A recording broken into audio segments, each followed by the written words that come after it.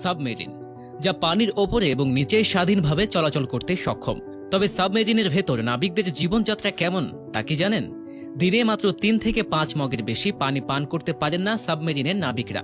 বিস্ময়কর মনে হলেও এটাই সত্যি। সাবমেরিনের নাবিকের পেশা সম্ভবত বিশ্বের সবচেয়ে কঠিন পেশাগুলোর একটি। পানির নিচে ঘন অন্ধকার, বোঝা যায় না রাত দিনের তফাৎ। সাবমেরিনের সেই পরিবেশে মাসের পর মাস টিকে থাকাই দুষ্কর। বাইরের জগতের সাথে বিচ্ছিন্ন হয়ে জীবন কাটাতে হয় নাবিকদের। গভীর সমুদ্রে এক একটা মিশনে সাধারণত টানা 60 থেকে 80 দিন থাকতে হয়। এই পুরো সময়টাই কঠিনভাবে জীবনযাপন করতে হয় তাদের।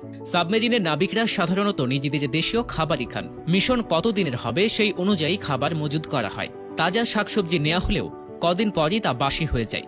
এজন্য টিন, ক্যান জাতীয় খাবার নেওয়া হয়।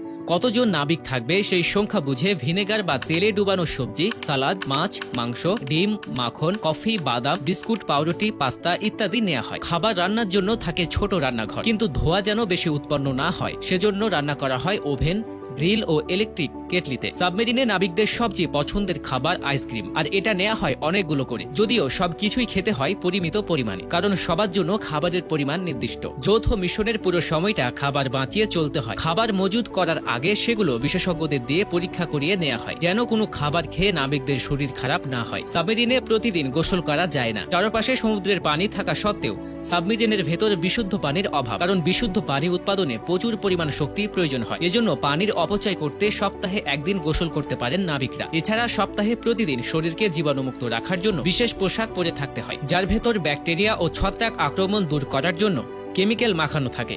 3 দিন পরপর সেই পোশাক ফেলে দিয়ে আরেকটা পোশাক পরতে হয়। ওগুলো রেডিমেড এবং ইউজেবল। সাধারণত কাপড়গুলো কাচতে হয় না। সাবমেরিনের বাথরুমের কমোড নিয়ে বরাবরই ভয়ে থাকতে হয়, কারণ কমোডের মলমূত্র চলে যায় বিশেষ ট্যাঙ্কে। সেই ট্যাঙ্ক খালি করতে হয় বিশেষ প্রক্রিয়ায়। সমুদ্রে কিন্তু প্রতি 3 ঘন্টা ডিউটির পর 6 ঘন্টা বিশ্রামের সুযোগ পান সাবমেরিনের নাবিকরা। বিশ্রাম নেয়ার সময় এটা বাধ্যতামূলক। নাবিকদের শোয়ার জন্য থাকে একটার পর একটা সাজানো অনেকগুলো কেবিন। যদিও নাবিকদের তুলনায় সেখানে বেডের সংখ্যা কম থাকে। একজন ডিউটিতে গেলে আরেকজন বের হওয়ার সুযোগ পান।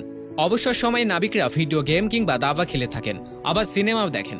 তাছাড়া সাবমেরিনের ভেতরে ব্যায়ামের সুযোগও রয়েছে।